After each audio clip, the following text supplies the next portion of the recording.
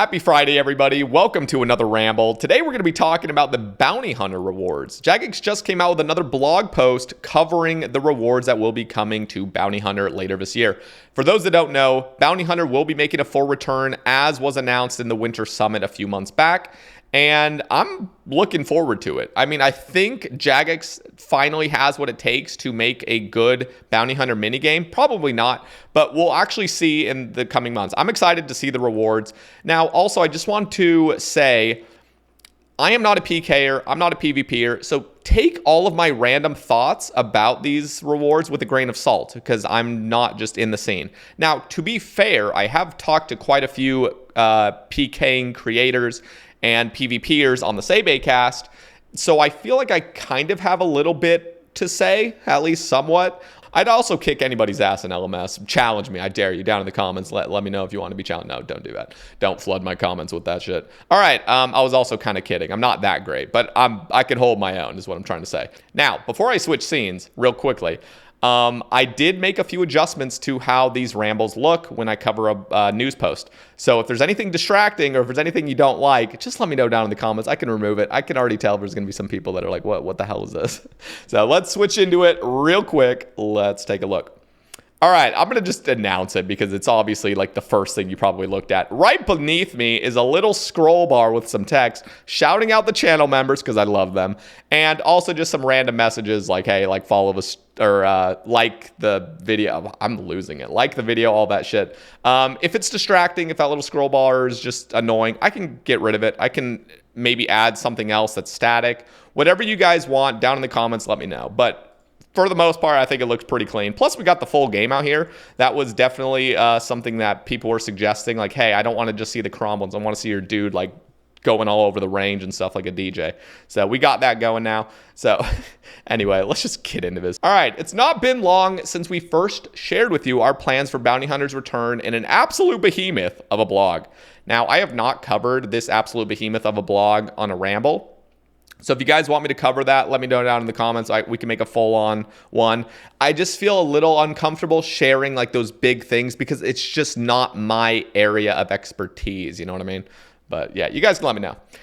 If you're not up to speed yet, make sure to check out the blog above before diving into this one. Oh God, we're going to pull a fucking Forestry 2.0 right now where I just have no idea what I'm talking about. Because this time around, we're talking about rewards. We shared some of our suggestions for Bounty Hunter's reward in the previous blog and included some questions about them in the attached survey. Fortunately for us, it looks a lot like we're on the right path for many of you. So we'll use this blog to expand some of the things we mentioned for some more focused feedback before expanding our offerings and using a more detailed survey to give us the go-ahead to start preparing some fancy new items for an upcoming beta. All right. That's good to hear. In an ideal scenario, we'd use a green light poll for these. However, with the volume of projects we're juggling at the moment, DT2 and I like how they have to say Desert Treasure 2, the Fallen Empire. It's like we didn't already know. With its rewards and the ruinous powers, forestry, and in the very near future, some polls dedicated to a new skill. The polling system is in constant use, and we don't have a good window to poll these and deliver Bounty Hunter with a full complement of rewards on time. What's new? Oh, God. Okay, that being said, just shove everything PvP related on the back burner. That being said, the survey we included in our initial Bounty Hunter blog, alongside the feedback we received, gave us a very clear indication that we're heading in the right direction here. And we're confident that these rewards being tailored towards PvP to be obtained from and used in a PvP minigame with a handful of cosmetics for items heavily associated with PvP will resonate with many of you. Jesus, that was a big sentence. All right. Of course, all of these rewards would be placed into a beta and locked in at a later date. So none of these rewards will be entering Old School before you've had a chance to vote on them and experiment with them. With all that said, let's dust off a set of old favorites to figure out exactly how we should handle them. Ooh, I'm excited. All right. Oh, God. Ancient Warriors equipment. No, I'm excited about it. It just looks like, what does this look like? It looks like those, did you guys ever play Legos as a kid? And then you started getting like the new and improved Legos that just kind of had like more cartoony / armor like style.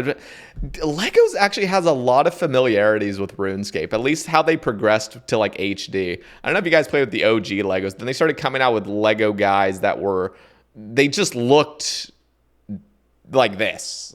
I don't know. I don't know how to describe it. They just started getting more HD and stuff. Okay. Anyway, 4 Erosion warriors whose names alone are enough to strike fear into anybody who's heard whispers of their deeds. They're long gone, but their legacy lives on in the powerful gear they left behind. From left to right, Morrigan, Zuriel, Vesta, and Stadius. Okay, not bad. Those of you who've played since 2008's release of PvP Worlds, or played during certain Deadman mode seasons, or partake in Last Man Standing these days, will likely have some kind of familiarity with these infamous offerings. I do. For those out of the loop, Ancient Warriors equipment are tier 78 armors and weapons aiming to pack a mean punch in PvP. If you'd like to see the stats that these items currently possess, check out the OSRS wiki page. So I think I'm pretty familiar, not necessarily with the armors, but with the weapons for sure. So by the way, down in the description below, there will be this blog post link, so you can click on all these links. Feel free.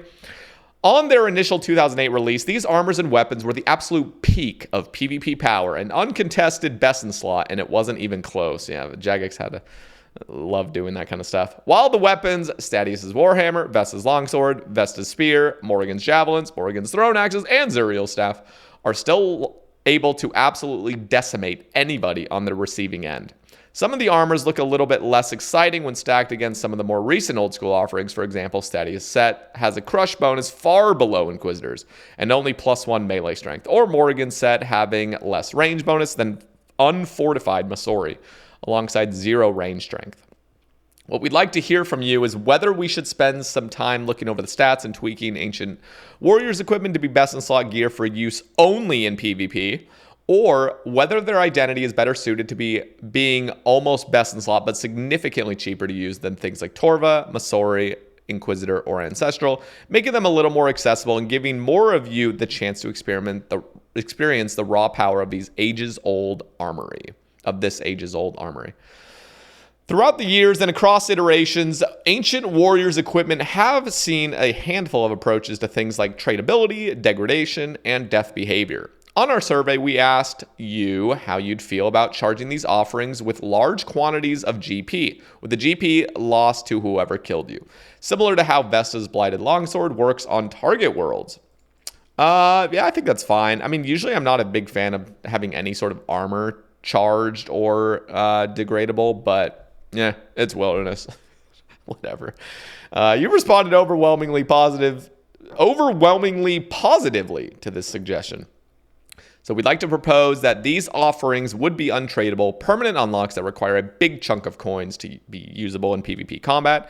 To get another temperature check on how you feel about this approach, we've included a question on this in the survey.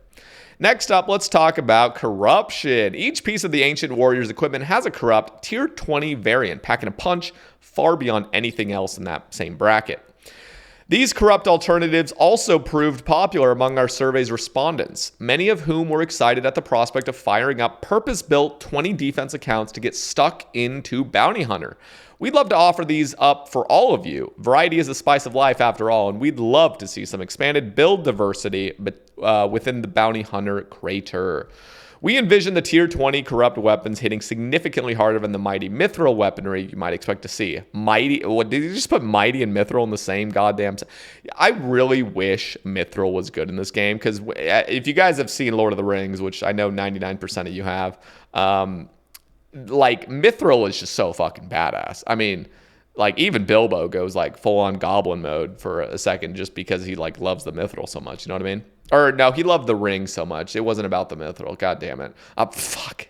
Anyway, but yeah, mithril still was really cool. Light as a feather, super strong as dragon scales, I think they say. It's been a minute since I've seen that goddamn trilogy. All right. But yeah, anyway, little distraction, but mithril sucks in this game.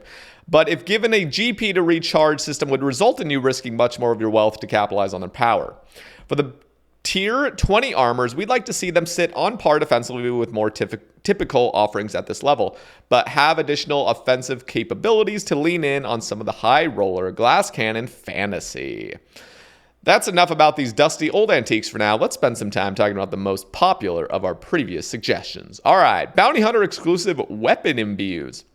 Our initial pitch for these was simple enough. Imbues for iconic weaponry, usable only within Bounty Hunter to help them keep up with their modern counterparts, with the aim of seeing a wider spread of weaponry in use so that on days where you just feel like using a dragon longsword, you can.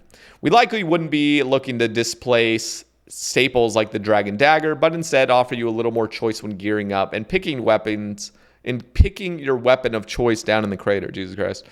This could be in the form of tweaking accuracy, strength bonuses, or even multipliers on special attacks or any number of weapons. We'd absolutely love to explore these to throw some variety into the mix, and having some imbues exclusive to Bounty Hunter means we all get to have a whole lot of fun without worrying about adversely impacting the wider game. Perhaps if some of these imbues prove particularly popular, then we'd be able to pull adding them to the wider game. But that would be a question for the future. Okay, what the hell is up with the little demon mask? Here's a friendly-looking lesser demon showing some of the weapons we're targeting for imbues at the moment, just in case you'd forgotten what they look like. Okay. Alongside some of these items we're looking at, we'd love to hear from all of you about weapons you think would be perfect candidates for adjustments like this, as well as how you'd like to see them adjusted.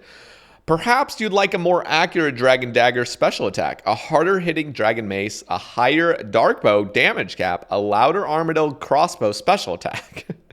Not the last one. Let us know. The sky's the limit. While there's always room for more and we remain open to suggestions, we've got our sights on a few beta candidates at the moment. The Darkbow, the Dragon Mace, the Dragon Longsword, the Heavy Ballista, and the mighty Barrel Chest Anchor. Adjustments we can make range from tweaks to accuracy to improve consistency, strength bonuses for some spicier KOs, special attack costs for more combo variety, or even special attack mechanics like adjusting how damage is rolled or how quickly you could attack after using one. If you'd like us to develop some more of these, or some of these for use in an upcoming beta, we'll be able to lock in specific weapons in a future poll before they make their way to the Bounty Hunter proper. I don't use the word proper in America. I mean, I kind of know what it means, but like, huh? To Bounty Hunter proper. That's just such a weird way to phrase it. There's not really much more to say on these. Get in touch with your suggestions, and hopefully we'll have the chance to work on some of them and relive the nostalgia of whacking our opponent with a huge Dragon Longsword special attack, or maybe an even louder Armadillo crossbow. Combat XP and minus XP lamps. Similar to the above, this one's a pretty easy one to wrap our heads around. Get assigned a target, hunt your bounty, get points, spend them on combat XP. Something we forgot to mention in the last blog but spoke about during the Winter Summit was that we'd like to block combat XP within the crater so that you don't risk instantly ruining or slowly invalidating your chosen build. To compensate, we'd like for you to be able to stock up points to spend on leveling up, similar to Soul Wars or Pest Control. For those looking to get started in Bounty Hunter, it's possible to spin up a basic build pretty quickly. Check out this video from Pip. No, but you guys can check it out down in the description. To watch him speedrun a BH ready account. What this would allow you to do is get started with a basic build and stock up XP so that whenever you feel like taking the next step, for example, jumping from 50 to 75 attack, you'd be able to do so in a click of a button. That's actually fucking unreal. Jeez. Sometimes I think, with like crazy updates like that, where you can literally just endlessly stack XP and then just like shoot up to the next bracket or whatever, at least in regards to PvP. Like, I don't know. Maybe that's just kind of how the game needs to go. I'm not trying to say this is a bad thing to do. But man, I remember back in the day when you made a PK build, like for so many players, the fun really was the training of it. You know what I mean? Now it's just like, I don't know. Maybe people just don't like to train anymore because we're all adults here. But at least when we were all a little bit younger, I feel like that was the fun part, was training your build, not just like endlessly PKing and then stacking up enough XP to just shoot up at like 25 motherfucking level instantaneously.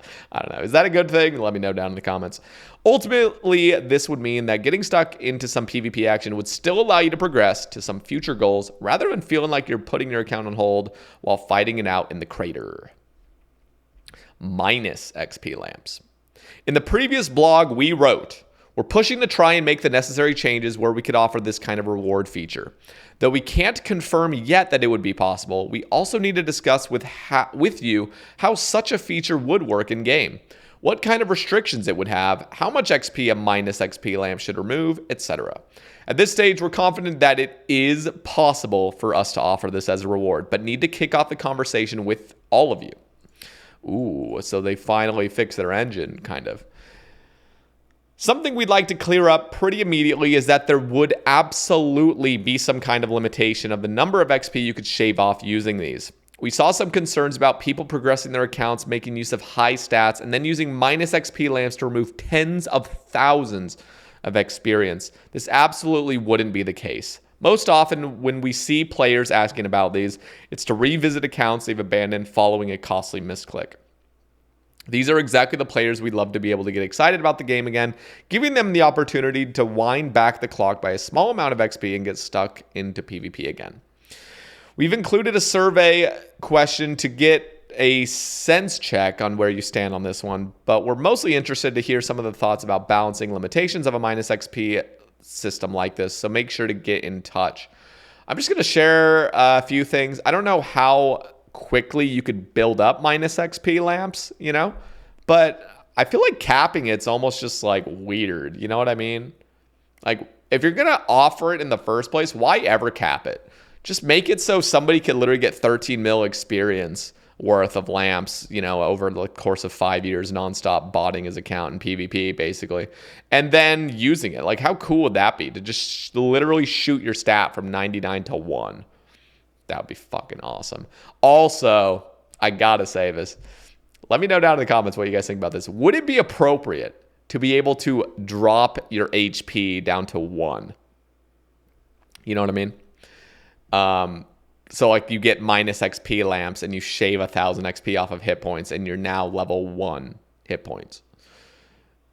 Is that like too broken? Maybe I'm just like way too progressive with the game now, and I just think like that's like not even that big of a deal. But I think that would be actually really fucking badass to just see some accounts going around that are truly glass motherfucking cannons. 1 HP. Literally 1 HP. How cool would that be? I think that's cool. All right. And if it's not cool, tell me why. Hunting, okay, so cosmetics. Hunting your fellow players for rewards in a violent blood sport is fun and all, but is it even worth doing if you're not doing it in style? Last time around, we suggested bloody kits to add a splash of color to some PvP staples. Some players felt like it might be a little hard to distinguish these from their clean counterparts, and there are potentially issues in some countries with displaying cosmetics like this. Wait, what? What did I just read? Some players felt like it might be a little hard to distinguish these from their clean counterparts, and there are potentially issues in some countries with displaying cosmetics like this. What does that even mean? Huh? There's a problem with countries seeing RuneScape cosmetics? I'm so confused right now. Okay, fortunately, we have something else in mind. We dug through some of our old art and found some old concepts for models for corrupt dragon cosmetics. Oh, that looks so fucking badass. Oh my god. That looks so cool. Yeah, that looks so cool. That like this set right here looks amazing. I want that. Oh, that is so badass. I love that. That is so old school. That's cool. Good job, Jagex. Here's how these concepts turned out looking when modeled in game. Above are some old concepts and some in-game models to show off a slightly darker approach to dragon armor and weaponry. While for many of you, this will draw memories of the free-to-play corrupt dragon equipment from over a decade ago. That's not what we're planning to do with these. Instead, we'd like this color scheme and concept to form the basis of a set of cosmetics you're able to earn yourself by participating in Bounty Hunter, meaning this style of cosmetic wouldn't be limited to just dragon equipment and could extend to other staples like the fighter torso, berserker helmet, dragon hide chaps, the world. Oh, is our oyster. Okay. I thought they were going to like just straight up, put a huge cosmetic over the entire world, like in real life, On top of this more general theme, we'd like to resurface some of the untradeable ornament kits we proposed as rewards from the Emir's Arena. Is it called PvP Arena or called Emir's Arena? Like, bro, what? from the Amir's arena. Like, can we just say PvP arena? There's going to be people looking at this and like, what is that? Like, what does that even mean? Specifically focusing on the kits intended for items whose primary use is in PvP. So we'd like to gauge your thoughts on us adding ornament kits for the following items: Dragon Claws, Elder Chaos Robes, Heavy Ballista, and Elder Maul. Oh, that looks so sick. I'm actually not a big fan of the skirt with this one. I'll be completely honest. Way too much red is dragging down. Like, the top looks cool because it just has a little bit of trimmed red. This needs way less red. This almost looks like a Dagenhai piece or something. Or not, is it Dagenhai I'm thinking of? I don't know. The skirt looks too similar to something else. Plus, there's just too much red, in my opinion. This bow looks a little... I don't know. It's cool. Don't get me wrong, but it looks like... Is that like supposed to be like an armadillo kind of thing? Looking... I don't even know. It looks fine, though. And the Elder Maul looks fine as well. This needs to be darker, I feel like.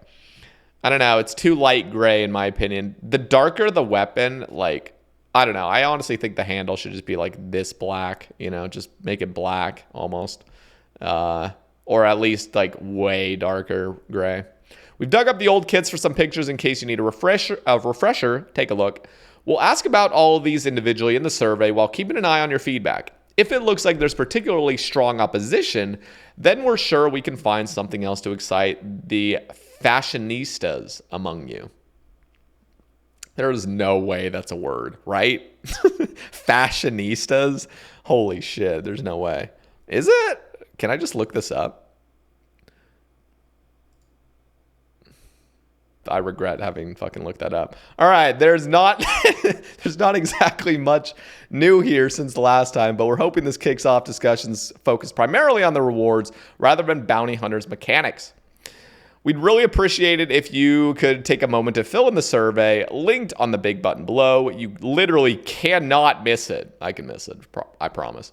And to get in touch with us on all the usual channels with feedback, suggestions for cosmetic offerings, and any thoughts, queries, or concerns you might have about anything else mentioned in this blog.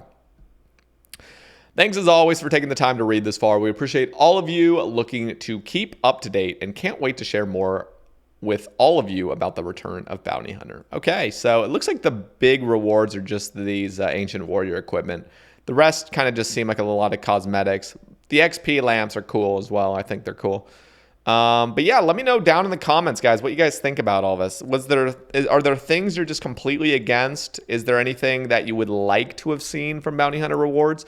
Also, let me know if you guys want me to cover the entire blog. This is the entire blog. It's massive, and it's talking about Bounty Hunter. Again, as I stated earlier, I don't feel like I'm the person to be sharing these kind of PvP updates, but I could. You know, I'm not like completely ignorant to that side of the game, but let me know down in the comments.